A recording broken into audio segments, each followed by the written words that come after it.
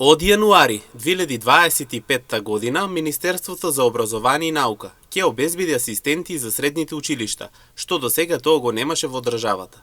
Со ваквиот новитет, асистентите ќе го следат ученикот во целиот негов образовен процес, освен ако не престане потребата поради било каква причина, истакна министерката за образование и наука Весна Јаневска и додава дека овој процес ќе се решава системски.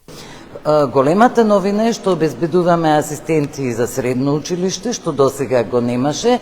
И третото што сметам дека е важно, а сега го дискутирав и со една од асистентите, е асистентите да го следат ученикот во целиот образовен негов процес, освен ако не престане потребата за асистентот одлучи да се исклучи од овој процес, или на силно инсистирање на родителите кои сметаат дека нивното дете би можело да постигне подобар успех со друг асистент, понекогаш е неопходна промена на асистентот, но целиот овој процес системски ќе го решиме за иднина да немаме апсолутно никакви проблеми.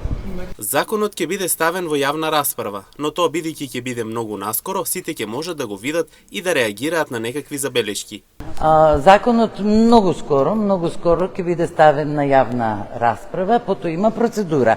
Треба да помине на влада, треба да заврши јавната расправа, треба да помине на влада, да се поднесе во собрание, но бидејќи многу скоро ќе биде ставен на јавна расправа, сите ќе можат да го видат и ќе можат и да реагираат на некакви членови, ако имаат забелешки.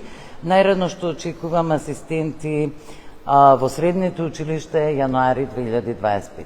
Веќе од денеска, 10 септември, министерката истакна дека асистенти ќе имаат и учениците од основните образованија, а со новитетот за предлогот за асистенти во средните училишта ќе се овозможи поголема одговорност и грижа за истите.